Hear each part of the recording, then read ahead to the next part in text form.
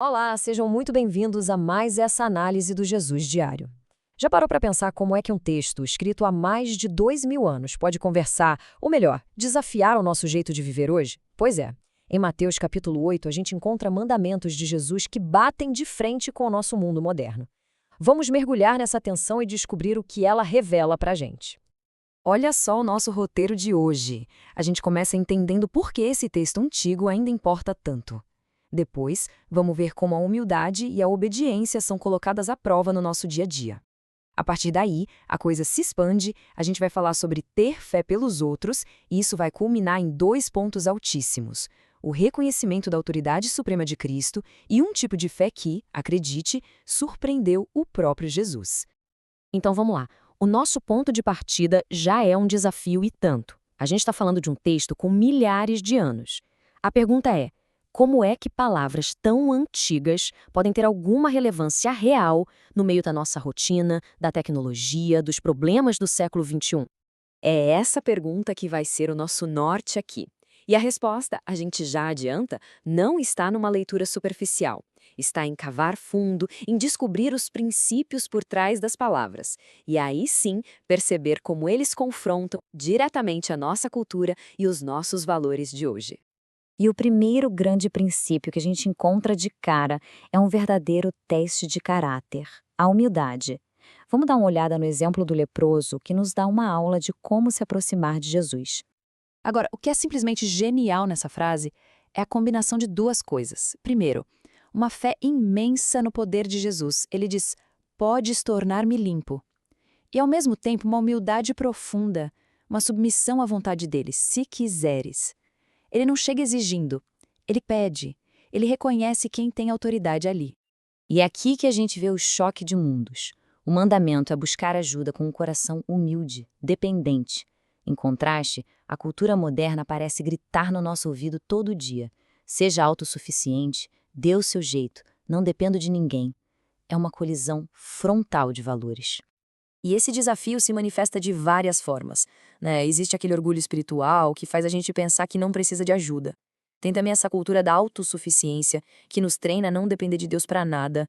E no outro extremo, o desespero pode ser tão grande que acaba cegando a gente para a possibilidade de uma solução divina, criando aquela sensação de que meu caso não tem mais jeito. A humildade daquele homem foi recompensada com a cura. Mas a história não acaba aí não. A instrução que Jesus dá em seguida revela um novo princípio, tão desafiador quanto o primeiro: a obediência que vem antes do entendimento completo. O mandamento é claro, obedeça. Mas o desafio moderno é que a gente tem a tendência de tratar os mandamentos como se fosse um cardápio, sabe? É muito comum a gente escolher obedecer só o que faz sentido, o que é fácil, o que é conveniente. Aquilo que exige um sacrifício ou que a gente não entende muito bem, isso a gente deixa de lado. Então, o ponto crucial é este: a obediência não é sobre entender tudo, é sobre confiar em quem deu a ordem. É uma demonstração de amor e de uma fé que diz: olha, eu não sei todos os porquês, mas eu confio em ti. É como uma criancinha que segura a mão do pai para atravessar a rua. Ela não entende nada de trânsito, mas confia totalmente em quem está guiando. Agora a cena muda completamente. Sai o leproso e entra um centurião romano. E com ele o foco muda de uma fé para si mesmo para uma fé em favor de outra pessoa. O chamado aqui é para a gente interceder, se importar com a dor do outro a ponto de levar essa dor até Jesus. Só que isso, de novo, bate de frente com uma cultura cada vez mais individualista, que incentiva a gente a focar nos nossos próprios problemas e a ver o cuidado com o próximo como algo secundário. E existem barreiras bem claras para essa atitude, né? A falta de empatia, que nos impede de sentir a dor do outro. Isso pode vir junto com uma descrença sutil no poder da oração, aquela dúvida, sabe? Será que isso adianta mesmo? E por fim, tem as barreiras sociais e o preconceito, que criam uma hesitação em ajudar alguém que a gente considera diferente. E é aqui, na fala do centurião, que a gente chega a um dos pontos mais altos, mais incríveis de toda essa passagem: o reconhecimento da autoridade absoluta de Jesus. Gente, essa declaração é de cair o queixo. O centurião, um homem acostumado a dar e receber ordens, ele entende perfeitamente a hierarquia espiritual. Ele sabia que a presença física de Jesus ali não era necessária. Uma única palavra dele, mesmo a quilômetros de distância, era mais do que suficiente. Isso é entender o que é poder de verdade. O exemplo dele deixa o desafio bem claro. O mandamento é se submeter a essa autoridade. Mas a cultura de hoje promove a autoconfiança excessiva, aquela noção de que o nosso esforço humano resolve tudo, e mais fundo ainda, a ideia de que não existe uma verdade absoluta, tratando a palavra de Cristo como só mais uma opinião, no meio de tantas outras. A resposta teológica aqui é bem direta. Ter fé não é só acreditar que Jesus existe, é submeter a própria vida, as decisões, os planos ao senhorio dele. É reconhecer que a palavra de Cristo tem a autoridade final sobre cada área da nossa existência. E, finalmente, chegamos ao clímax.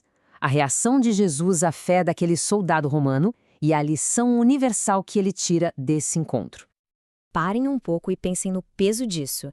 Jesus, que convivia com o povo escolhido, fica maravilhado, de boca aberta, com a fé de um estrangeiro, alguém que era de fora. Isso mostra que o que agrada a Deus não é o nosso histórico, nossa nacionalidade ou nossa religiosidade, mas sim a qualidade da nossa fé. E aqui está o último grande desafio. O chamado é para uma fé genuína, de verdade, que se traduz em confiança total. E para a gente aceitar que o reino de Deus é inclusivo. Isso confronta uma fé que às vezes é superficial, só da boca para fora. E também aquele preconceito que infelizmente existe em círculos religiosos, que cria muros e acha que a salvação é só para um grupinho exclusivo. A grande verdade, então, é esta: Deus não tem favoritos. Ele se alegra com a fé sincera, não importa de onde ela venha. O desejo dele é que pessoas de todos os cantos do mundo, de todas as culturas, façam parte da sua família.